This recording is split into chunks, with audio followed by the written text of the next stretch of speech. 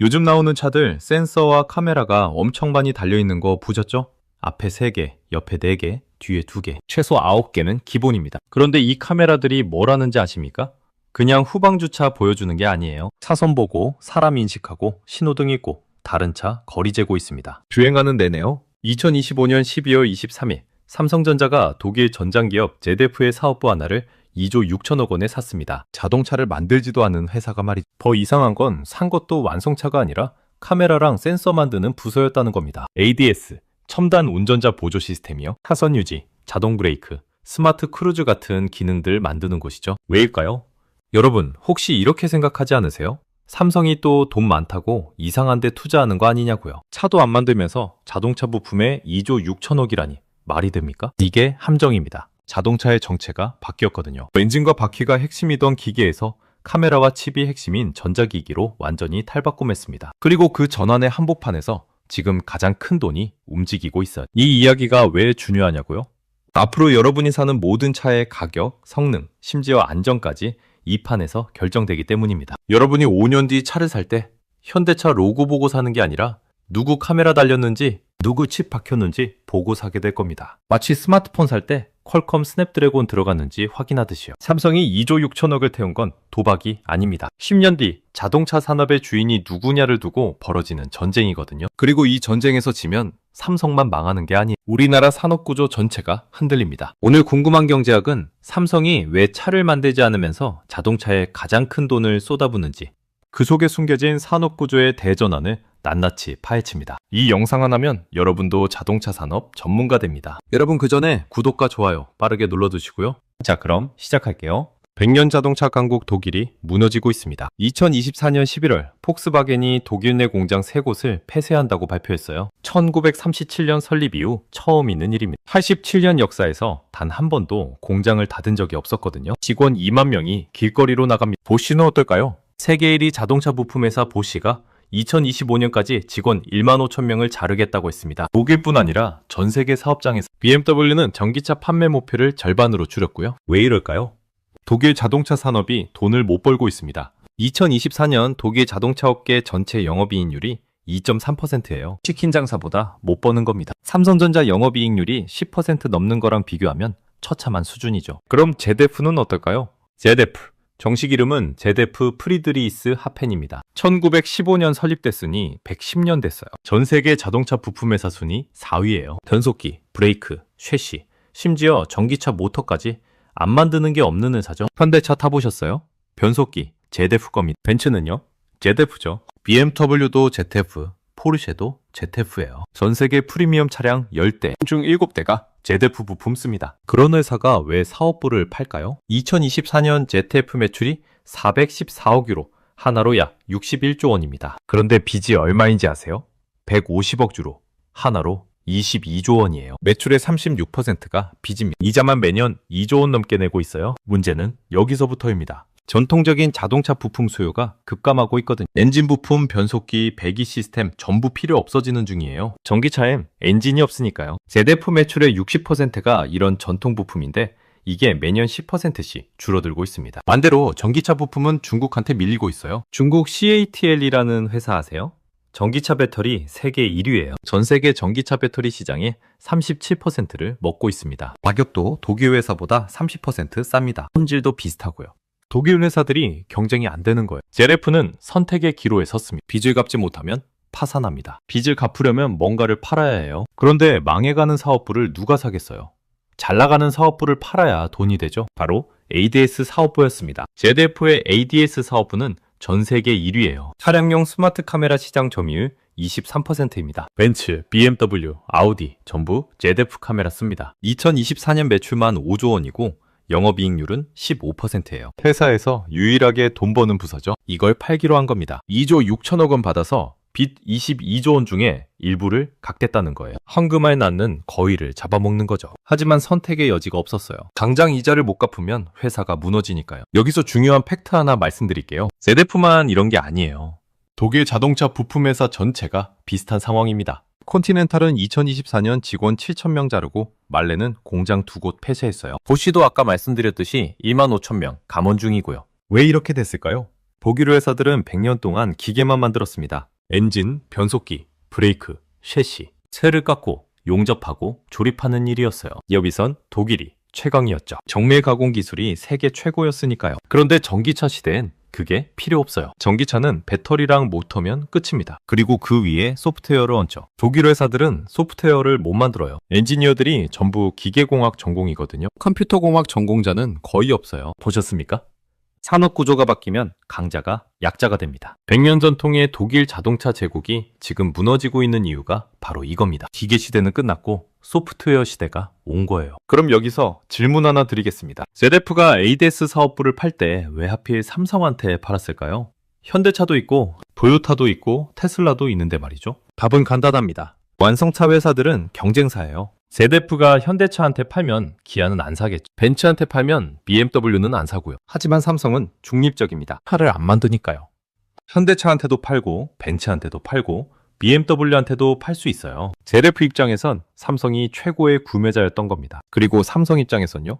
독일 1위 기술을 헐값에 사는 기회였어요. ZF가 급전이 필요하니까 깎을 수 있었거든요. 원래 가치는 5조 원인데 2조 6천억에 샀다는 분석도 있습니다. 독일 자동차 제국이 무너지는 그 자리에 삼성이 들어온 겁니다. 자동차가 완전히 다른 물건으로 변신했습니다. 20년 전 자동차는 3만 개 부품으로 만들어졌어요. 대부분 기계 부품이었죠. 엔진, 변속기, 브레이크, 서스펜션, 움직이는 철덩어리를 만드는 게 자동차 회사의 일이었습니다. 2025년 전기차는 2만 5천 개 부품으로 만들어집니다. 절반으로 줄었어요. 엔진이 사라졌으니까요. 변속기도 없고 배기 시스템도 없어요. 배터리와 모터면 끝입니다. 대신 늘어난 게 있죠. 반도체와 센서입니다. 테슬라 모델 3 한 대에 들어가는 반도체 칩이 몇 개인지 아세요? 3,000개입니다. 벤츠 S클래스는 5,000개 넘어 2010년 자동차엔 300개 들어갔거든요. 15년 만에 15배가 늘어난 겁니다. 비교해 볼까요? 여러분, 스마트폰에 칩 몇 개 들어가는지 아세요? 50개요? 자동차가 스마트폰보다 칩을 60배 더 많이 쓰는 거예요. 이제 자동차가 바퀴 달린 스마트폰이 된 겁니다. 칩이 늘어나면 뭐가 필요할까요? 그 칩들을 제어하는 중앙 컴퓨터가 필요하겠죠. 스마트폰에 운영체제가 있듯이 자동차에도 운영체제가 필요해진 겁니다. 이게 바로 SDV, 소프트웨어 정의 차량이라는 개념이에요. 쉽게 설명해 드릴게요. 과거 자동차는 ECU라는 작은 컴퓨터가 100개씩 들어갔어요. 엔진 제어 ECU, 브레이크 제어 ECU, 에어컨 제어 ECU, 전부 따로따로였죠. 마치 집의 전등마다 스위치가 100개 있는 거랑 똑같아요. 하지만 지금은 하나로 통합합니다. 중앙 컴퓨터 하나가 차 전체를 제어하는 거예요. 마치 스마트홈처럼 스마트폰 앱 하나로 전등, 에어컨, 보일러 전부 제어하듯이요. 이렇게 하면 뭐가 좋을까요? 소프트웨어 업데이트가 가능해집니다. OTA, Over the Air 업데이트라고 해요. 인터넷으로 무선 업데이트하는 거죠. 스마트폰 앱 업데이트 하듯이 차도 업데이트 되는 겁니다. 예를 들어볼까요? 가상의 인물 A씨가 있습니다. 35살 직장인이고 올해 초에 전기차를 샀어요. 완충하면 400km 달린다고 광고했는데 겨울엔 350km밖에 안 나왔습니다. A씨는 화가 났죠. 그런데 6개월 후 차에서 알림이 떴어요. 새로운 소프트웨어 업데이트가 있습니다. 에너지 효율이 개선됩니다. A씨는 정비소에 가지 않았습니다. 집 주차장에서 업데이트 버튼을 눌렀어요. 30분 뒤 업데이트가 완료됐고 다음날 아침 주행거리가 420km로 늘어났습니다. 배터리를 바꾼 게 아니에요. 에너지 관리 소프트웨어를 업데이트한 겁니다. 회생 제동 효율을 높이고 난방 시스템을 최적화했거든요. 심지어 가속력도 좋아졌어요. 0에서 100km까지 가속 시간이 5.5초에서 5.0초로 줄어들었습니다. 소프트웨어 코드 몇 줄 바꿨을 뿐인데요. 보셨습니까? 과거 자동차 시대엔 상상도 못할 일입니다. 엔진 성능 높이려면 피스톤 바꾸고 터보 차저 달고 배기구 손봐야 했거든요. 정비소 가야 하고 최소 500만 원은 들어갔죠. 하지만 지금은요. 소프트웨어 업데이트 버튼 한 번이면 끝입니다. 비용은 제로예요. 여기서 중요한 팩트 하나 말씀드릴게요. ADS가 뭐냐면 이 모든 시스템의 핵심입니다. 카메라가 앞을 보고 레이더가 옆을 감지하고 센서가 장애물을 파악합니다. 그 데이터를 중앙 컴퓨터가 처리해서 핸들과 브레이크를 제어하는 거예요. 이게 없으면 자율주행이 불가능합니다. 자율주행 레벨이라는 게 있어요. 레벨 0부터 레벨 5까지 있는데 레벨 2가 ADAS예요. 차선 유지, 자동 브레이크, 스마트 크루즈가 전부 레벨 2죠. 레벨 3는 고속도로 완전 자율주행이고 레벨 4는 도심 자율주행, 레벨 5는 핸들 없는 차예요. 문제는 레벨 2 없이는 레벨 3로 못 간다는 겁니다. ADAS가 기초공사예요. 집 지을 때 기초공사 부실하면 건물 무너지잖아요. 자율주행도 똑같아요. ADS 성능이 나쁘면 자율주행 못 만들어요. 그래서 2025년부터 유럽에서 팔리는 모든 신차엔 ADAS 의무 장착입니다. 법으로 정해졌어요. 미국도 2026년부터 똑같이 적용되고요. 한국은 2027년부터예요. ADAS 없으면 차를 팔 수가 없습니다. 선택이 아니라 필수가 된 겁니다. 완성차 회사들은 지금 뭘 하고 있을까요? 전부 ADAS 업체한테 손 벌리고 있습니다. 현대차, 기아, 벤츠, BMW, 도요타까지요. 왜냐고요? 자기들이 만들 수 없으니까요. 카메라와 센서를 차체에 붙이는 건 쉬워요. 하지만 그걸 처리하는 소프트웨어와 칩을 만드는 건 완전히 다른 영역이거든요. 독일 회사들은 100년 동안 기계만 만들었어요. 소프트웨어는 몰라요. 자동차 산업의 주인이 바뀌고 있는 겁니다. 엔진 만들던 회사에서 칩 만드는 회사로요. 삼성이 멍청해서 2조 6천억을 쓴 게 아닙니다. 계산이 딱 떨어져요. 지금부터 삼성의 계산서를 공개합니다. 하나씩 따라오세요. 2017년 삼성은 하만이라는 회사를 80억 달러에 샀습니다. 당시 환율로 9조 원이었어요. 차량용 오디오 회사인데 9조 원이나 주고 샀다고 난리였죠. 돈 많다고 헛돈 쓴다는 소리 엄청 들었어요. 8년이 지난 2024년 하만 매출이 얼마인지 아세요? 14조 3천억 원입니다. 인수 당시 7조 1천억 원에서 2배가 됐어요. 영업이익률도 10% 유지하고 있고요. 9조 원 투자해서 연 1조 4천억 원 버는 회사 만든 겁니다. 투자금 회수하는데 7년밖에 안 걸렸어요. 하만이 뭐라는 회사냐고요? 차량용 디지털 콕핏 세계 1위예요. 디지털 콕핏이 뭐냐면 운전석 앞에 있는 계기판이랑 중앙 디스플레이를 말해요. 내비게이션, 음악, 전화, 차량 설정 전부 여기서 제어하죠. 벤츠 타면 중앙에 커다란 화면 있잖아요. 그거 하만 겁니다. BMW도 하만이고 현대차 제네시스도 하만이고 기아 EV9도 하만이에요. 전 세계 프리미엄 차량 10대 중 7대가 하만 시스템 씁니다. 게다가 JBL, 하만카돈, 마크레빈슨 같은 프리미엄 오디오 브랜드도 전부 하만 거예요. 그런데 문제가 하나 있었어요. 디지털 콕핏은 차 안의 정보를 보여주기만 합니다. 운전 자체는 건드리지 못해요. 핸들, 브레이크, 가속 페달은 여전히 사람이 직접 조작하는 거죠. 하지만 ADS가 있으면 얘기가 달라집니다. 차가 스스로 핸들을 꺾고 브레이크를 밟고 속도를 조절할 수 있거든요. 두 개를 합치면 뭐가 될까요? 차량의 모든 시스템을 제어하는 중앙 컴퓨터가 됩니다. 디지털 콕핏 플러스 ADS는 차량용 운영체제. 이게 바로 중앙 집중형 컨트롤러예요. 마치 스마트폰에서 안드로이드나 iOS 같은 거죠. 애플이 아이폰을 만들 때 뭘 했는지 아세요? 하드웨어와 소프트웨어를 전부 직접 만들었습니다. A 시리즈 칩도 애플이 설계하고 iOS도 애플이 만들고 카메라도 애플이 고르고 디스플레이도 애플 사양으로 주문합니다. 그래서 아이폰이 삼성폰보다 비싼데도 잘 팔려요. 최적화가 완벽하니까요. 삼성이 지금 똑같은 걸 자동차로 하려는 겁니다. 자, 이제 시장이 얼마나 큰지 계산해 볼까요? ADAS와 중앙직중형 컨트롤러 시장 규모입니다. 2025년 62조 6천억 원이에요. 5년 뒤인 2030년엔 97조 4천억 원, 10년 뒤 2035년엔 189조 3천억 원이 될 겁니다. 매년 12%씩 커지는 시장이에요. 반도체 시장 전체가 700조 원인데 ADS 시장만 그것의 4분의 1이 되는 겁니다. 그런데 이게 전부가 아니에요. 소프트웨어 정의 차량 전체 시장은 얼마인지 아세요? 2025년 705조 원입니다. 2030년엔 2374조 원이 돼요. 5년 만에 3배 이상 커지는 거예요. 보셨습니까? 삼성이 2조 6천억 쓴 게 비싸 보이세요? 189조 원 시장에서 10%만 먹어도 19조 원입니다. 2조 6천억은 입장료일 뿐이에요. 구체적으로 계산해 볼까요? 삼성이 2030년에 전 세계 ADAS 시장의 20%를 잡는다고 칩시다. 현실적인 목표예요. 지금 제데프가 23% 점유하고 있으니까 삼성이 제데프 인수하면 20%는 충분히 가능하죠. 2030년 전 세계에서 차가 얼마나 팔릴까요? 1억 대입니다. 그중 80%는 전기차나 하이브리드일 거예요. 8천만 대죠. 그 차들엔 전부 ADAS가 들어갑니다. 의무니까요.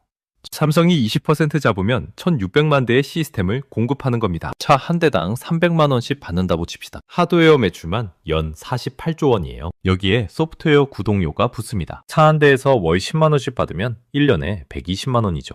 2,600만 대면 연 19조 원입니다. 하드웨어 48조, 소프트웨어 19조, 연 67조 원. 2조 6천억 투자해서 연 67조 원 시장 잡는 겁니다. 투자 대비 수익률이 25배예요. 게다가 이게 한 번 팔고 끝이 아니에요. 차 주인이 그 차를 타고 다니는 10년 동안 매달 구독료를 받는 겁니다. 10년이면 소프트웨어 매출만 190조 원이에요. 하드웨어는 덤이고 진짜 돈은 소프트웨어에서 나오는 거죠. 이게 바로 플랫폼 전략입니다. 애플이 아이폰 팔 때 앱스토어로 돈 버는 것처럼 삼성은 ADAS 팔면서 소프트웨어로 돈 버는 겁니다. 완성차는 안 만들지만 자동차의 핵심은 전부 삼성 거예요. 여기에 삼성전자의 다른 사업까지 연결됩니다. 반도체, 디스플레이, 배터리, 5G 통신까지요. 하만의 차량용 시스템에 삼성 엑시노스 칩을 넣고 삼성 OLED 디스플레이를 붙이고 삼성 배터리로 전력을 공급하면 완전한 생태계가 만들어지는 겁니다. 삼성의 계산서 보셨습니까? 2030년 1월 어느 날 당신은 차를 사러 전시장에 갑니다. 판매원이 두 대를 보여줍니다. 둘 다 전기차고 가격도 비슷해요. 5,500만 원. 외관도 비슷하고 실내도 비슷합니다. 그런데 판매원이 이렇게 말합니다. 이 차는 자율주행 레벨 2고 저 차는 레벨 3입니다. 레벨 2는 고속도로에서만 손 떼고 운전 가능해요. 시내에선 여전히 직접 운전해야 하고요. 레벨 3은 시내에서도 손 떼고 운전 가능합니다. 출퇴근할 때 스마트폰 보면서 가도 돼요. 당신은 어떤 차를 고를까요? 당연히 레벨 3이죠. 그럼 판매원이 덧붙입니다. 레벨 3차는 하만 ADAS가 들어갔습니다. 참선 거예요. 소프트웨어 업데이트도 평생 무료고 5G 연결로 실시간 교통정보 받습니다. 레벨 2차는 중국산 ADAS입니다. 업데이트는 유료고 한 번에 50만 원씩 내야 해요. 이제 선택이 명확해지죠. 5년 후엔 이게 현실입니다. 차를 살 때 엔진 성능 안 봐요. ADAS 회사 이름 봅니다. 마치 지금 스마트폰 살 때 퀄컴 스냅드래곤 탈 젠3 들어갔나요? 라고 물어보듯이요. 하지만 성공 시나리오만 있는 건 아닙니다. 삼성의 2조 6천억 배팅에도 리스크가 있어요. 세 가지 위험 요소를 말씀드릴게요. 첫 번째, 완성차 회사들의 반격입니다. 현대차가 자체 ADS 개발에 성공하면 어떻게 될까요? 도요타가 자체 운영체제 만들면요. 삼성은 설 자리를 잇습니다. 애플처럼 수직 계열화에 성공한 회사만 살아남고 부품 공급사는 가격 경쟁에 내몰리게 되는 거죠. 실제로 현대차는 2025년부터 자체 ADS 개발에 투자하고 있어요. 현대모비스가 주도하고 있고 2028년 양산 목표입니다. 성공하면 현대차와 기아는 삼성 시스템 안 살 겁니다. 삼성 입장에선 두 개 큰 고객을 잃는 거예요. 두 번째, 중국의 역습입니다. 화웨이 아세요? 스마트폰 회사 아니냐고요? 지금은 자동차 회사예요. 화웨이가 2024년부터 ADS 시스템을 만들어서 중국 완성차 회사들한테 공급하고 있습니다. 가격이 얼마인지 아세요?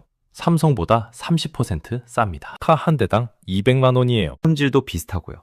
중국 전기차 BYD, 니오, 샤오펑 전부 화웨이 시스템 씁니다. 문제는 중국 전기차들이 유럽과 동남아로 진출하고 있다는 겁니다. 2024년 유럽 전기차 시장 점유율 중국 브랜드가 10% 넘었어요. 5년 뒤엔 30%까지 올라갈 거라는 전망도 있습니다. 중국 차가 늘어나면 화웨이 시스템도 늘어나겠죠. 삼성이 가격 경쟁에서 밀리면 시장 점유율을 못 지킵니다. 세 번째, 기술 변화입니다. 5년 뒤엔 ADS가 구식 기술이 될 수도 있어요. 완전 자율주행 레벨 5가 상용화되면 ADS는 필요 없어지거든요. 레벨 5는 핸들도 없고 브레이크 페달도 없어요. 완전히 AI가 운전하는 거죠. 테슬라 CEO 일론 머스크가 2026년 레벨 5 출시하겠다고 했어요. 믿거나 말거나지만 만약 성공하면 게임 룰이 또 바뀝니다. 삼성은 또다시 새로운 기술에 투자해야 하는 거죠. 2조 6천억은 그냥 학습비가 되는 겁니다. 그럼에도 삼성이 이 베팅을 한 이유는 뭘까요? 선택지가 없었기 때문입니다. 자동차 산업은 지금 배전환기를 맞았어요. 이 전환기에 자리를 잡지 못하면 영원히 기회가 안 옵니다. 노키아가 스마트폰 시대에 망한 것처럼 코닥이 디지털 카메라 시대에 사라진 것처럼요. 2030년 자동차 산업의 주인은 바뀌어 있을 겁니다. 엔진 만들던 독일 회사에서 칩 만드는 한국과 미국 회사로요. 현대차도 살아남으려면 삼성한테 손 벌려야 할 겁니다. 이미 벌리고 있고요. 2030년 1월 당신은 전시장에서 선택합니다. 삼성 ADS 차를 살 건가요? 중국 화웨이 시스템 차를 살 건가요?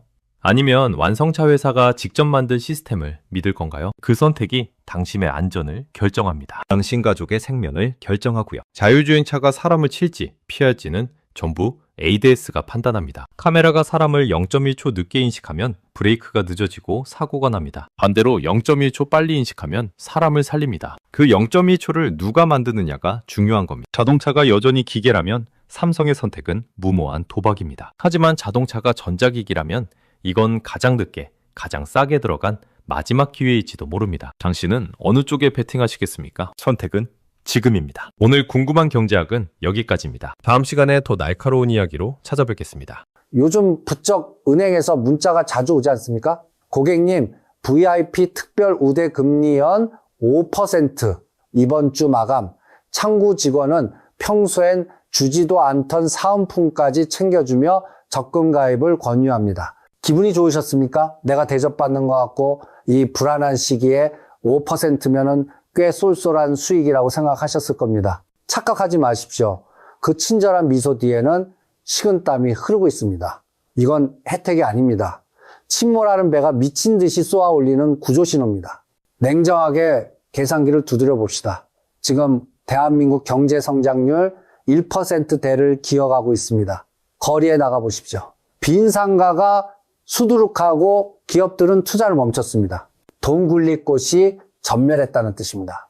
은행은 자선사업가가 아닙니다. 돈 벌 곳이 없는데 대체 무슨 수로 여러분에게 5%, 6%의 고금리를 챙겨준다는 겁니까? 앞뒤가 안 맞지 않습니까? 이 기이한 현상의 답은 딱 하나입니다. 바로 돌려막기입니다. 금융당국이 발표한 통계가 있습니다. 금융권 부동산 PF 대출 잔액 무려 178조 원. 우리나라 1년 예산의 30%에 육박하는 돈이 지금 공사가 중단된 허허벌판 공사장과 미분양 아파트에 묶여 있습니다. 더 끔찍한 통계는 연체율입니다. 증권사의 부동산 PF 연체율은 이미 17%를 넘겼고 제2금융권 저축은행들은 마지노선이라는 5%를 진작에 돌파했습니다. 은행들이 지금 여러분에게 급하게 예금을 땡기는 이유, 여러분의 돈을 굴려서 수익을 내주려는 게 아닙니다. 곧 터질 이 178조 원짜리 시한폭탄의 심지를 조금이라도 더 길게 늘리기에 현금이 미친 듯이 필요할 뿐입니다. 여러분의 피 같은 돈이 투자처로 가는 게 아니라 이미 썩어 문드러진 부실 기업들의 산소 호흡기 비용으로 들어가고 있다는 뜻입니다. 역사는 거짓말을 하지 않습니다. 2011년 부산저축은행 사태를 기억하십니까? 영업 정지당하기 바로 전날까지 그들은 업계 최고금리를 미끼로 예금자들을 끌어모았습니다. 불안해하는 할머니, 할아버지들의 손을 잡고 우리 은행은 튼튼하다라고 안심시켰습니다. 그리고 다음날 아침 셔터는 내려갔습니다. 그때 이자를 조금 더 받겠다고 줄을 섰던 사람들, 그들은 이자를 번 게 아니었습니다. 자신의 전 재산을 태워버리는 지옥행 티켓을 끄는 것이었습니다. 지금 은행 앱에 뜨는 그 화려한 특판 상품 배너, 그것은 기회가 아닙니다. 쥐를 잡기 위해 쥐덫 위에 올려놓은 아주 달콤하고 치명적인 치즈 조각입니다. 지금 당신은 덫을 보고 있습니까? 아니면 치즈만 보고 있습니까?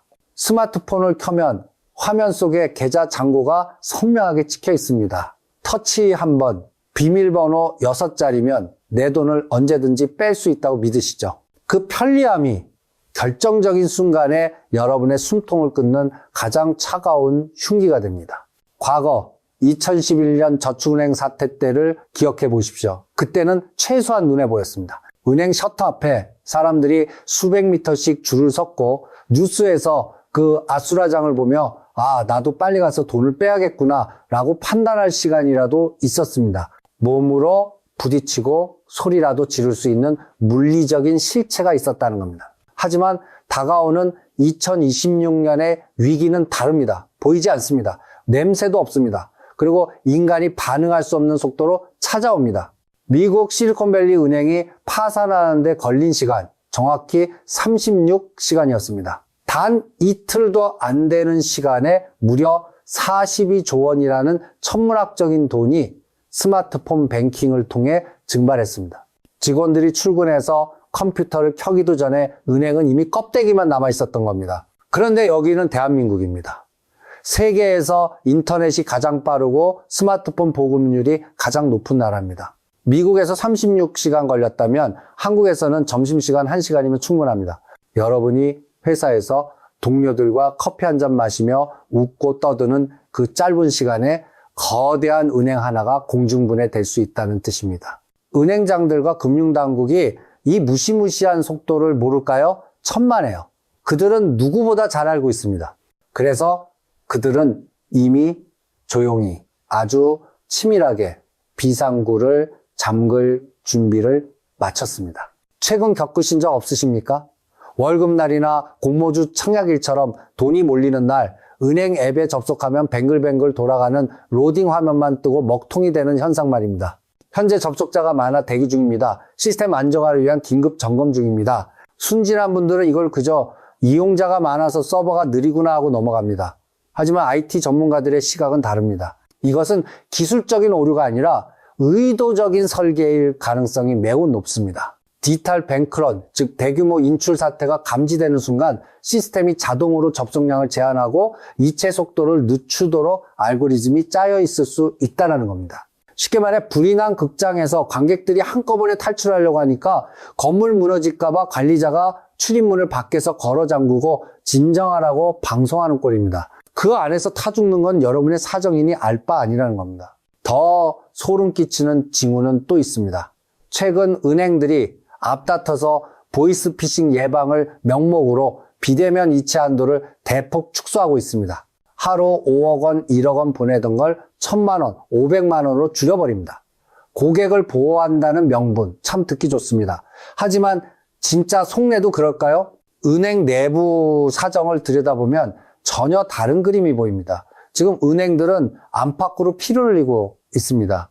안으로는 부동산 PF 부실로 178조 원이 썩어 들어가고 있고 밖으로는 환율이라는 거대한 쓰나미가 덮치고 있습니다. 지금 원달러 환율 1,400원을 밥 먹듯이 넘나듭니다. 이게 은행한테 왜 치명타냐고요? 대한민국 은행들은 해외에서 달러를 빌려와서 장사를 합니다. 그런데 환율이 폭등하면 갚아야 할 원금과 이자가 앉은 자리에서 수천억 원씩 불어납니다. 1억 달러를 빌렸다고 칩시다. 환율이 1,200원일 땐 1,200억 원만 갚으면 됐지만 1,400원이 되면 아무 짓도 안 했는데 빚이 1,400억 원이 됩니다. 200억 원이 허공으로 사라지는 겁니다. 자산은 부실채권으로 묶여있고 부채는 환율 때문에 폭발하고 있습니다. 유동성 커버리지 비율, 즉 당장 현금화할 수 있는 능력이 급격히 떨어지고 있다는 신호가 곳곳에서 잡힙니다. 이런 상황에서 은행이 살 길은 딱 하나뿐입니다. 여러분의 예금을 인질로 잡는 겁니다. 들어올 때는 마음대로 들어왔지만 나갈 때는 마음대로 못 나갑니다. 앱 접속 지연, 이체 한도 축소, 까다로운 해지 조건, 이 모든 것이 우연히 겹친 걸까요? 아니면 탈출을 막기 위한 바리케이드일까요? 여러분의 스마트폰 화면에 찍힌 그 숫자들, 은행 서버가 꺼지는 순간 혹은 접속이 차단되는 순간, 그건 내 재산이 아니라 그저 데이터 쪼가리에 불과합니다. 지금 여러분은 안전한 금고에 돈을 넣어둔 게 아닙니다. 언제든지 전원이 꺼질 수 있는 가상 공간에 여러분의 목숨줄을 맡겨두고 있는 겁니다. 거리에 나가서 건물들을 한번 유심히 올려다 보십시오. 1층, 2층 할 것 없이 창문에 덕지덕지 붙은 종이가 보이실 겁니다. 임대문에 점포 정리, 권리금 없음, 이것은 단순한 빈가게가 아닙니다. 평생을 성실하게 살아온 대한민국 가장들의 무덤이자 중산층이 무너져 내린 처참한 전쟁터입니다. 대한민국은 자영업 공화국입니다. 은퇴한 김 부장님이 퇴직금을 털어 치킨집을 차리고 취업이 안 된 청년들이 대출을 받아 카페를 엽니다. 내 가게 하나 갖고 싶다는 소박한 꿈. 하지만 2016년 그 꿈은 가장 잔혹한 악몽이 되어 여러분을 덮칠 것입니다. 지금 자영업자들의 상황, 단순히 장사가 안 된다 수준이 아닙니다. 구조적으로 숨만 쉬어도 돈이 빠져나가는 지옥의 메커니즘에 갇혀버렸습니다. 냉정하게 계산기를 두드려 보겠습니다. 순대국 한 그릇 팔면 10,000원입니다. 여기서 재료비 떼고 월세 떼고 인건비 팝니다. 여기까지는 다들 아시죠? 그런데 진짜 포식자들은 따로 있습니다. 배달 앱 수수료와 배달비로 3,000원, 4,000원이 나갑니다. 여기에 전기세, 가스비는 작년보다 30% 넘게 올랐습니다. 그리고 가장 무서운 거 바로 은행 이자입니다. 2020년 코로나 시절 정부는 자영업자들에게 돈을 풀었습니다. 저금리로 빌려줄 테니 버텨라. 그 말을 믿고 다들 대출을 받았습니다. 그때는 금리가 2%, 3%였습니다. 그런데 지금 얼마입니까? 변동금리는 6%, 7%를 훌쩍 넘었습니다. 장사는 예전의 반토막인데 은행에 갖다 바쳐야 할 돈은 2배, 3배로 뛰었습니다. 사장님들은 지금 하루 14시간씩 주방에서 불과 기름과 싸웁니다. 하지만 정작 본인은 최저시급도 못 가져갑니다. 그 피땀 흘린 돈은 고스란히 건물주, 배달 플랫폼, 그리고 은행으로 흘러 들어갑니다. 이게 노예가 아니면 대체 뭡니까? 이름만 사장님일 뿐 실상은 거대 자본을 위해 무보수로 일하는 하청 노동자나 다름없습니다. 은행은 이 사실을 너무나 잘 알고 있습니다. 그런데도 왜 계속 대출 만기를 연장해주고 돈을 빌려줄까요? 여러분을 살리기 위해서가 아닙니다. 여러분이 가진 마지막 자산까지 깨끗하게 발라먹기 위해서입니다. 장사가 안 되면 가게를 접으면 되지 않냐고 묻는 분들이 계십니다. 순진한 소리 하지 마십시오. 지금 자영업자들은 죽고 싶어도 죽을 수 없는 상태입니다. 이른바 폐업에 덫에 걸렸기 때문입니다. 가게 문을 닫으려면 수천만 원 들여 인테리어한 것을 다 부수고 원상 복구해야 합니다. 철거비만 1,000만 원이 넘습니다. 게다가 폐업 신고를 하는 순간 은행은 사업자가 없어졌으니 대출금 전액을 즉시 상환하라고 독촉장을 날립니다. 1억, 2억 원을 당장 갚을 돈이 없으니 울며 겨자 먹기로 적자를 보면서도 오늘도 문을 여는 겁니다. 이것을 경제학 용어로 좀비 기업, 좀비 자영업자라고 부릅니다. 살아있는 게 아닙니다. 그저 빚으로 연명하며 서서히 말라 죽어가고 있는 겁니다. 2026년은 이 시한폭탄이 터지는 해입니다. 코로나 대출 상환 유예 조치가 완전히 끝나고 더 이상 빚을 막을 수 없는 임계점이 옵니다. 그때가 되면 우리는 끔찍한 광경을 목격하게 될 것입니다. 대기업 부장으로 은행 지점장으로 남부럽지 않게 살았던 우리의 이웃들이 퇴직금과 집을 모두 날리고 빈털터리가 되어 거리로 쏟아져 나올 것입니다. 그리고 그들은 생존을 위해 배달 오토바이에 오르거나 일용직 노동시장을 기웃거리게 될 것입니다. 중산층이 빈곤층으로 추락하는 것, 이것은 개인의 실패가 아닙니다. 은행과 플랫폼이 빨대를 꽂아 거대한 숙주를 다 빨아먹고 난 뒤 찌꺼기처럼 버려지는 과정입니다. 지금 혹시 창업을 준비하고 계십니까? 나는 다를 거야. 나는 맛으로 승부하면 돼. 라고 생각하십니까? 제발 그 돈을 움켜쥐고 도망치십시오. 지금 자영업 시장은 창업이 아니라 자살행위입니다. 은행에 당신의 노후를 저당 잡히지 마십시오. 우리는 매일 돈을 잃을까봐 전전긍긍합니다. 하지만 2026년 여러분이 직면할 진짜 공포는 통장 잔고가 아닙니다. 돈을 트럭으로 갖다 줘도 살 수 없는 것, 바로 목숨입니다. 지금 뉴스에서 심심찮게 보셨을 겁니다. 심정지 온 환자를 태운 구급차가 받아주는 병원이 없어 도로 위를 3시간, 4시간씩 떠돕니다. 이른바 응급실 뺑뺑이. 이게 과연 남의 일일까요? 여러분이 피땀 흘려 모은 돈, 은행 우수 고객 등급, 강남 아파트 구급차 뒷자리에 눕는 순간 그 모든 건 아무짝에도 쓸모없는 휴지 조각이 됩니다. 경제가 무너지면 가장 먼저 타격을 입는 것이 바로 공공 시스템입니다. 그 중에서도 의료는 직격탄을 맞습니다. 왜냐고요? 돈이 안 되기 때문입니다. 지금 대학병원들이 줄도산 위기라는 말 들어보셨습니까? 정부 지원금은 줄어들고 건강보험 재정은 바닥을 드러내고 있습니다. 병원은 살아남기 위해 철저하게 자본주의 논리로 돌아갑니다. 돈이 되는 성형외과, 피부과는 늘리지만 돈만 까먹는 응급실, 소아과, 산부인과는 가차없이 폐쇄합니다. 의사들도 바보가 아닙니다. 소송 위험 높고 당직 서야 하고 돈은 못 버는 필수 의료과를 떠나고 있습니다. 그 결과가 뭡니까? 지방은 이미 의료 붕괴가 시작됐고 수도권도 밤이 되면은 의료 무정부 상태가 됩니다. 가장 끔찍한 시나리오는 이런 겁니다. 여러분이 은행 위기에 대비해 현금 10억 원을 집에 쌓아뒀다고 칩시다. 그런데 어느 날 새벽 2시 극심한 가슴 통증을 느낍니다. 119에 전화를 걸지만 돌아오는 대답은 똑같습니다. 현재 수용 가능한 응급실이 없습니다. 돈이 없어서 죽는 게 아닙니다. 돈을 쓸 곳이 없어서 죽는 겁니다. 여러분이 평생을 믿어왔던 대한민국은 살기 좋은 나라다. 아프면 병원 가면 된다는 상식이 2026년에는 더 이상 통하지 않습니다. 이것은 단순한 불편함이 아닙니다.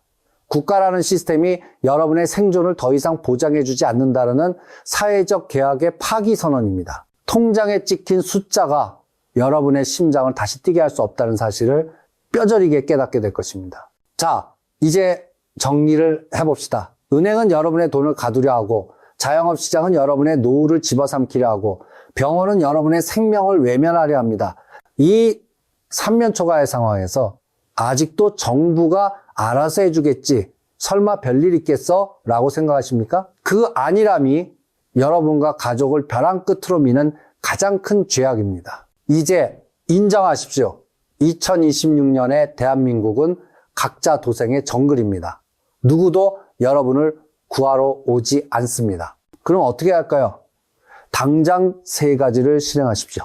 첫째, 현금이 왕입니다. 은행 숫자를 믿지 마십시오. 위기 상황에서 쌀 한 포대 물 한 병을 살 수 있는 건 오직 내 손에 쥐어진 현금뿐입니다. 자산의 일정 부분은 반드시 실물 화폐나 달러, 금으로 바꿔서 내 손이 닿는 곳에 두십시오. 둘째, 손절의 용기를 가지십시오. 이미 망해가는 장사, 가망 없는 투자에 미련을 두지 마십시오. 본전 생각하다가 인생 전체가 대패 빠집니다. 지금 잃는 돈이 수업료라고 생각하고 털고 나오십시오. 몸이 가벼워야 도망칠 수 있습니다. 셋째, 이것이 가장 중요합니다. 생물학적 자산을 지키십시오. 지금 당장 술 줄이고 담배 끊고 운동하십시오. 아프면 끝장이라는 생각으로 몸을 관리해야 합니다. 2026년에는 건강한 신체가 10억 원짜리 보험보다 더 강력한 무기입니다. 불안하십니까? 두려우십니까? 그 감정은 아주 정상입니다. 그리고 축복입니다. 불안해하는 사람만이 대비할 수 있고 대비하는 사람만이 살아남습니다. 곧 닥쳐올 거대한 파도 앞에서 여러분의 우산은 튼튼합니까? 아니, 우산을 씌워줄 누군가를 기다리고 있지는 않습니까? 기억하십시오.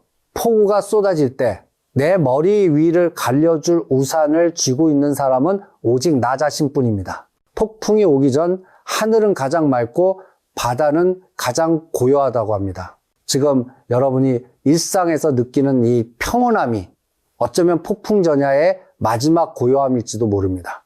지금 이 순간에도 여러분의 주변에는 은행이 보낸 달콤한 특판 문자에 속아 전 재산을 예금에 묶어두는 부모님이 계실 수 있습니다. 남들 다 하는데 나만 안 하면 손해라며 빚을 내어 무리한 투자를 하거나 은퇴 자금을 털어 불구덩이 같은 자영업 시장에 뛰어드는 친구가 있을 수 있습니다. 그들을 흔들어 깨워주십시오. 당장은 듣기 싫은 소리일지 모릅니다. 하지만 불편한 진실을 마주하게 하는 것이 달콤한 거짓말 속에서 서서히 죽어가게 놔두는 것보다 100번 낫습니다. 이 영상을 그분들에게 공유해 주십시오. 단순히 유튜브 영상을 보여주는 게 아닙니다. 다가오는 재난 앞에서 소중한 사람들에게 보내는 마지막 경고장이 될 수도 있습니다. 저는 예언가가 아닙니다. 그저 다가오는 시커먼 파도를 조금 먼저 본 목격자일 뿐입니다. 부디 제 걱정이 틀리기를, 제 모든 경고가 그저 쓸데없는 기후로 끝나기를 진심으로 바랍니다. 하지만 정말 만약에 그 거대한 파도가 우리를 덮쳐온다면 준비된 자와 그렇지 않은 자의 운명은 하늘과 땅 차이일 것입니다. 살아남으십시오. 절대 무너지지 마십시오.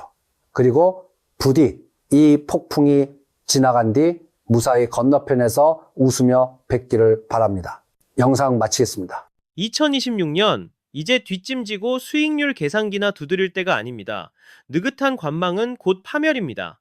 새해 벽두부터 터져나온 부동산 법안들은 여러분이 평생 피땀 흘려 쌓은 자산의 뿌리째 뽑아버릴 만큼 위협적입니다.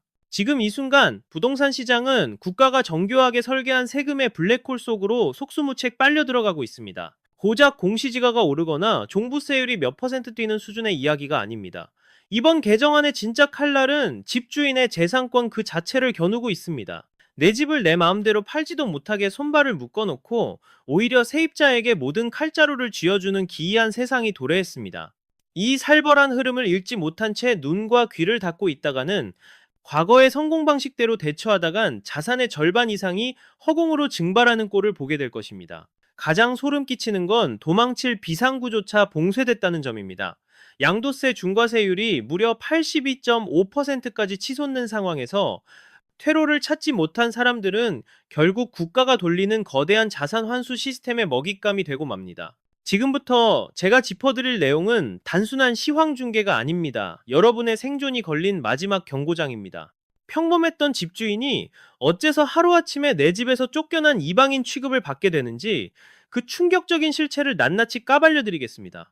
등기부등본을 갖는 것이 권력이 아니라 감당하기 힘든 짐이 되어버린 시대가 열렸습니다.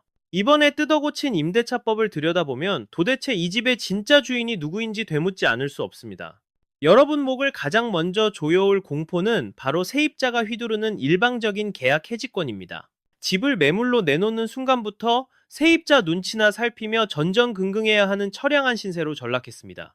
법 조항을 보면 소유권이 넘어갈 때 집주인은 세입자에게 이를 문서로 알려야 한다고 되어 있습니다. 여기까진 상식적으로 보일 겁니다. 하지만 진짜 독소 조항은 그 뒤편에 교묘하게 숨겨져 있습니다. 통보를 받은 세입자가 한 달 안에 나가겠다고 선언하면 여러분은 군말 없이 보증금을 토해내야 합니다. 이게 왜 목숨줄을 죄는 일일까요? 보통 집을 팔 땐 매수인이 전세보증금을 떠안는 이른바 갭투자 방식으로 거래가 이루어지기 때문입니다.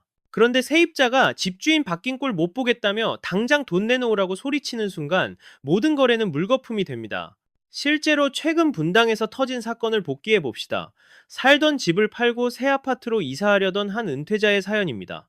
매매 계약서에 도장 찍고 잔금만 기다리던 찰나 갑작스럽게 세입자가 계약 해지 카드를 꺼내 들었습니다. 바뀐 집주인이 마음에 들지 않는다는 아주 단순하고도 황당한 이유였습니다. 결국 이 집주인은 단 한 달 안에 수억 원의 현금을 마련하지 못해 계약이 깨졌고 계약금까지 몰수당하는 파국을 맞았습니다. 자산의 출구가 완전히 봉쇄된 셈입니다. 엎친 데 덮친 격으로 3 곱하기 3 법안이라는 괴물 규제가 발목을 잡습니다.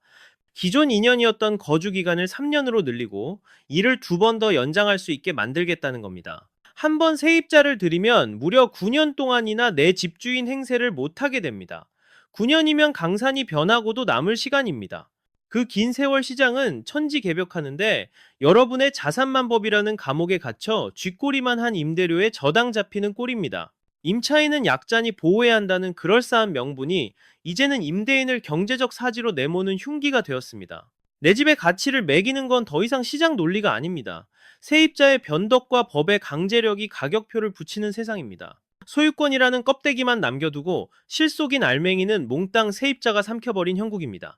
지금 손에 쥔 등기권리증이 부의 증표인지 아니면 벗어날 수 없는 거대한 빚의 족쇄인지 냉정하게 따져봐야 합니다. 하지만 더 끔찍한 비극은 따로 있습니다. 보증금을 내주려 급하게 집을 팔려 해도 국가가 쳐놓은 통곡의 벽이 여러분 앞을 가로막습니다. 탈출하고 싶어도 발버둥 칠수록 더 조여오는 그 지독한 덫의 실체를 직시해야 합니다. 세입자가 보증금 빼달라고 아우성치는 상황에서 매도를 결심하는 순간 여러분은 더 거대한 절벽과 마주하게 됩니다. 출구는 없습니다. 퇴로는 완벽히 차단됐습니다. 정부의 2026년 경제 전략을 보면 그나마 다주택자의 숨통을 트여주던 양도세 중과 유예 조치가 흔적도 없이 증발했습니다. 이제 집을 파는 행위는 자산관리 차원이 아니라 자산의 자살행위나 다름없는 시대입니다. 구체적인 계산기를 두드려보면 등골이 오싹해질 겁니다. 현재 세법상 조정 대상 지역에서 매도 시 적용되는 기본 세율만 해도 최대 45%입니다. 여기에 다주택자 가산세 30%가 얹어지고 또다시 지방소득세 10%가 붙습니다. 결국 최종 세율은 82.5%라는 경악스러운 수치에 도달합니다. 만약 10억 원의 양도 차익을 남겼다고 가정해봅시다. 내 손에 떨어지는 돈은 고작 1억 7,500만 원뿐이고 나머지 8억 2,500만 원은 국가가 몽땅 가져갑니다. 이게 과연 정상적인 시장입니까? 국가가 숟가락 하나 얻는 수준을 넘어 아예 밥그릇 자체를 압수해가는 꼴입니다. 우리가 악몽으로 기억하는 2021년의 규제 폭탄도 이 정도로 잔인하진 않았습니다. 예전에는 최소한 잠시만 버티면 봐주겠다는 식의 달콤한 정치적 사탕발림이라도 있었죠. 하지만 2026년의 공기는 완전히 다릅니다. 유예 조치를 끝낸다는 건 더 이상 시장 눈치 안 보고 다주택자들의 피 같은 자산을 싹 다 털어가겠다는 명백한 선전포고입니다. 2021년이 가벼운 예고편이었다면 지금 여러분이 목격하는 건 그 잔혹한 본편의 피날레입니다. 취득세에 보유세, 거기다 온갖 유지비까지 떼고 나면 남는 게 있습니까? 아니요. 숨만 쉬어도 수익률이 마이너스로 곤두박질 치는 구조입니다. 결국 집 좀 가졌다는 죄인들은 빠져나갈 구멍 없는 도간에 든 쥐신세가 됐습니다. 팔려고 내놓자니 세금 폭탄 맞고 안 팔고 버티자니 세입자들이 계약 해지하겠다며 보증금 내놓으라고 목을 조여옵니다. 정부가 퇴로는 꽉 막아두고 꼼짝없이 갇힌 여러분의 자산을 야금야금 갉아먹고 있는 형국이죠. 이제 부동산은 부의 상징이 아닙니다. 나라에 세금 갖다 바치려고 모시고 살아야 하는 무겁고 끔찍한 애물단지일 뿐입니다. 냉정하게 말해 여러분은 내 재산 관리하는 게 아닙니다. 굳고 채워주는 무보수 세금 징수원 노릇을 자처하고 계신 겁니다. 진짜 공포는 똘똘한 한 채 가진 1주택자들도 이 살벌한 사정권에서 안전하지 않다는 점입니다. 그나마 믿었던 1세대의 1주택 비과세 혜택? 그 성역마저 없애버리려는 시그널이 곳곳에서 감지되고 있습니다. 부자 증세라는 그럴싸한 간판을 걸고 중산층의 마지막 사다리까지 걷어차고 있는 겁니다. 이렇게 출구가 봉쇄된 상황에서 여러분의 계좌를 노리는 칼날은 시장 외부가 아닌 내부 깊숙한 곳을 겨누고 있습니다. 난 끝까지 버틸 거야 라고요? 더 끔찍한 지옥문이 열릴 겁니다. 팔지도 못한 그 콘크리트 덩어리 위로 매일 불어나는 빚더미의 공포를 눈뜨고 지켜봐야 하니까요.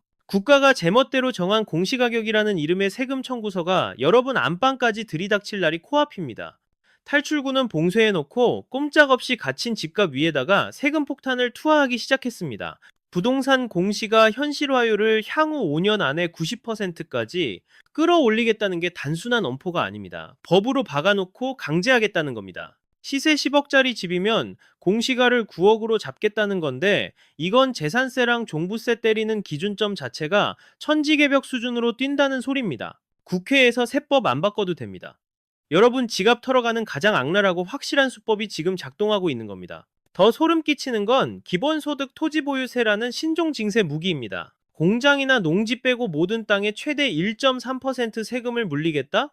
아파트 가진 분들에게는 그냥 사망 선고나 다름없습니다. 아파트도 결국 깔고 앉은 땅 지분, 즉 대지권이 핵심인데 재건축, 대장주라 불리는 압구정 현대나 대치은마, 잠실 주공 5단지 같은 곳 보십시오. 집값의 9할이 땅값입니다. 이 법 통과돼서 시세의 1% 넘게 매년 뜯어가면 소득 끊긴 은퇴자들은 제발로 집 비워주고 쫓겨나야 하는 판국이 됩니다. 압구정 현대 한 채 깔고 앉은 은퇴자의 가계부를 한번 까볼까요?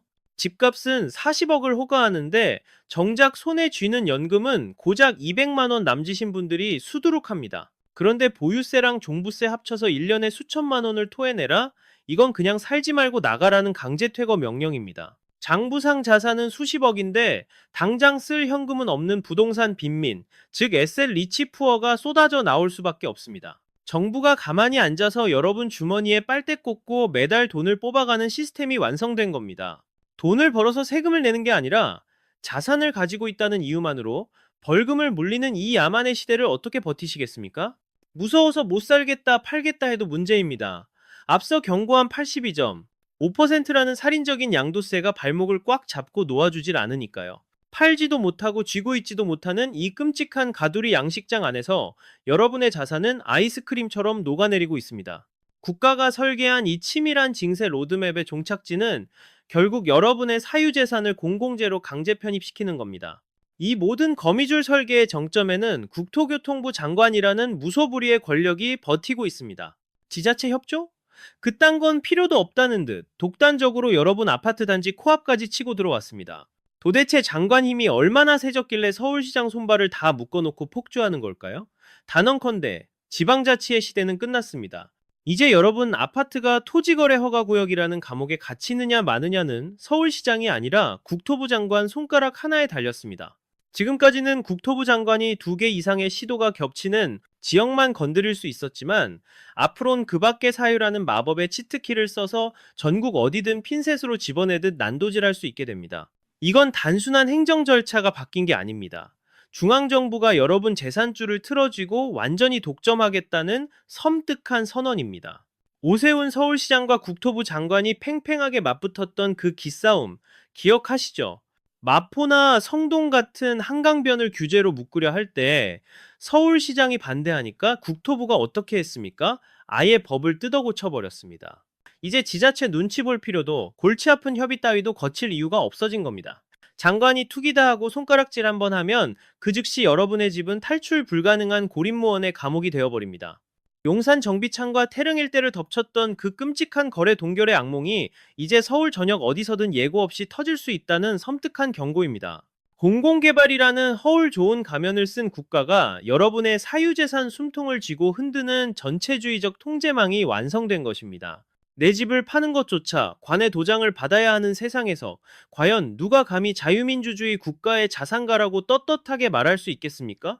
국토부 장관의 권력 비대화는 시장의 자정 능력을 불신하는 것을 넘어 국가가 돈이 오가는 모든 골목을 틀어막겠다는 독재적 선전포고입니다. 여러분이 둥지를 튼 그곳이 장관의 눈에 투기, 우려 지역으로 낙인 찍히는 찰나 자산 가치는 그 자리에서 즉사하고 말 것입니다. 이 무소불위의 칼날은 단순히 거래를 끊는 데서 멈추지 않습니다. 이제는 장관이 직접 나서서 낡은 청사나 빈 땅을 갈아엎겠다며 지자체의 존재 자체를 지워버리는 폭주 단계에 진입했습니다. 내 집 코앞에 수만 가구의 임대촌이 들어서는 꼴을 손발이 묶인 채 멍하니 지켜봐야만 하는 무력한 악몽이 현실로 닥쳐오고 있습니다. 장관이 진두지휘하는 이 기괴한 공급작전의 진짜 얼굴은 과연 무엇이겠습니까? 지자체의 청사진 따위는 찢어버리고 국가가 강제로 밀어붙이는 이 사업들이 축복이 될지 맹독이 될지 그 서늘한 진실을 직시해야 합니다. 내가 뽑은 시장이 우리 동네의 미래를 그리던 시절은 이제 박물관에나 가야 볼 수 있는 옛 이야기가 되었습니다. 국토부 장관이 펜대 한번 굴려지도 위에 선을 그으면 곧바로 불도저가 들어오는 무시무시한 직권개발의 시대가 도래했으니까요.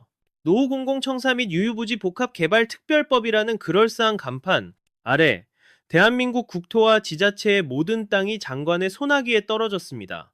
이건 낡은 건물을 고쳐주겠다는 복지가 아닙니다. 중앙정부가 공급의 수도꼭지를 틀어쥐고 시장을 질식시키겠다는 선전포고와 다를 바 없습니다. 그 비극의 서막을 알리는 대표적인 현장이 바로 용산국제업무지구와 태릉 골프장 부지입니다. 서울시는 그간 주거의 쾌적함을 지키기 위해 6천 가구에서 8천 가구 정도의 마지노선을 고수해왔습니다. 허나 국토부 장관이 칼자루를 쥐고 흔드는 순간 시나리오는 파국으로 치닫습니다. 실적 채우기에 급급해 2만 채, 아니 3만 채까지 우겨 넣어도 서울시가 저항할 법적 방패는 이미 가루가 되었기 때문입니다. 화려한 비즈니스 타운을 꿈꾸던 내 집 앞이 하루아침에 거대 임대주택 수용소로 변하는 꼴을 눈뜨고 당해야만 한다는 소리입니다. 국가는 공급 부족 해결이라는 명분을 방패로 삼고 있지만 그 뒤에는 지자체의 팔다리를 잘라 자율성을 말살하려는 검은 속내가 도사리고 있습니다. 주민 눈치를 보며 개발 속도를 조절하거나 숨쉴 틈을 만들던 지자체장의 권한 따위는 이제 원천 봉쇄당했습니다. 단지 투기가 의심된다거나 공급이 급하다는 자의적인 판단 하나면 모든 행정 절차는 브레이크 파열된 트럭처럼 폭주하게 됩니다. 속도전이 능사는 아닙니다. 그 광란의 질주 속에서 원주민의 피눈물과 자산가치의 희소성은 바퀴 밑에 처참히 짓밟힐 테니까요. 콩나물 시루 같은 고밀도 개발의 재앙은 코앞에 닥쳤습니다. 도로는 그대로인데 집만 기형적으로 늘어나니 교통지옥과 학군 붕괴는 이미 정해진 미래입니다. 결국 국가가 주도하는 막가파식 개발은 숫자 노름이라는 성과를 위해 기존 자산가들의 생존권을 제물로 바치는 위험천만한 러시안 룰렛입니다. 단지 옆 낡은 우체국이 언제 거대한 콘크리트 장벽으로 변해 여러분의 한강뷰와 햇살을 강탈해 갈지 모른다는 공포 절대 잊지 마십시오. 정부가 하늘에서 쏟아붓는 이 무차별 공급 폭탄이 과연 시장의 발작을 잠재울 수 있을까요? 천만의 말씀입니다. 억지로 용수철을 누를수록 시장은 우리가 상상조차 못한 기괴한 방향으로 튀어오르며 역습을 시작했습니다. 옥죄면 옥죄일수록 시장은 괴물이 되어가고 그 칼날은 성실하게 자산을 일궈온 여러분의 목을 겨누고 있습니다. 정부는 규제가 만능 열쇠라 착각하지만 시장은 그 틈새를 비웃으며 더 깊은 지하로 숨어들 뿐입니다. 결국 거래라는 혈관이 막혀 부동산 시장은 산소 호흡기만 단식물인간 상태로 빠져들게 됩니다. 집값 잡겠다며 휘두른 82.5%의 양도세 몽둥이를 보십시오. 그건 세금이 아니라 집주인들이 매물을 금고 깊숙이 처박아두게 만드는 강력한 자물쇠가 되어버렸습니다. 떼어가고 남는 게 없는데 누가 미쳤다고 자산을 내던집니까?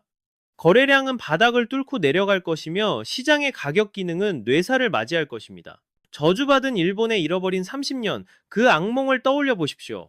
일본은 거품이 꺼지며 자연스럽게 무너졌지만 작금의 한국은 정부가 인위적으로 퇴로를 막아버린 독가스실과 같습니다. 장부상에는 부자일지 몰라도 현금 한 푼 만질 수 없는 이른바 부동산 감옥에 갇힌 꼴입니다.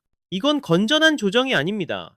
세금이라는 빨대로 여러분의 피를 야금야금 빨아먹는 국가의 고사작전입니다.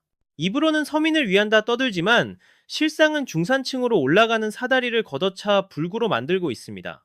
임대차 시장은 더 끔찍한 지옥도입니다. 세입자에게 9년을 더 살게 해주겠다는 그 선심은 전세가 폭등이라는 피 묻은 부메랑이 되어 돌아오고 있습니다. 집주인들은 앞으로 9년 동안 10원 한 장 못 올릴 것을 대비해 신규 계약 단계에서부터 뼛속까지 발라먹을 기세로 임대료를 폭주시킬 것이 뻔합니다. 결국 보호받아야 할 서민들이 벼랑 끝으로 내몰려 도심 밖으로 쫓겨나는 주거 난민 신세가 되고 말 것입니다. 억압이 거세질수록 시장은 괴물이 되어가고 그 고통의 무게는 오로지 힘없는 자들의 몫이 되는 비극이 되풀이될 뿐입니다. 작금의 정책들은 시장의 원리를 짓밟은 채 표심만 쫓는 정치쇼에 불과합니다. 세금 폭탄과 규제로 경제의 중력을 거스를 수 있다는 그 오만함이 마침내 시장의 붕괴를 재촉하고 있습니다. 거래가 끊긴 페어 위에는 급박하게 던져진 몇 개의 투매 물량만이 공포스러운 시세를 증명하게 될 것입니다. 여러분이 맹신했던 집값 불패라는 종교는 국가의 무자비한 징벌적 과세 앞에서 처참히 부서지고 있습니다. 정부는 더 이상 여러분을 지키는 울타리가 아닙니다. 여러분의 피와 땀을 갈취하려는 포식자로 돌변했습니다. 이런 기형적인 상황이 영원할 것 같습니까? 천만에요. 진짜 지옥문은 아직 열리지도 않았습니다. 정치적 셈법이 마무리되는 올여름이 지나면 그동안 감춰졌던 끔찍한 성적표가 우리 목을 조여올 것입니다. 이건 생존 지능의 싸움입니다. 수익률 따위를 두드릴 때가 아니라 내 자산이 살아남을 수 있는지 생존 가능성을 진단해야 할 시점입니다. 정부가 쳐놓은 세금의 거미줄이 날이 갈수록 촘촘해지는 이 마당에 우리가 선택해야 할 유일한 전략은 냉혹한 손절매와 자산의 다이어트뿐입니다. 모든 등기 권리증이 돈이 되던 시절은 갔습니다. 이제는 가지고 있다는 사실 하나만으로 여러분의 노후를 파먹는 암덩어리가 될 수 있습니다. 당장 알짜배기와 쭉정이를 칼같이 나눠야 합니다.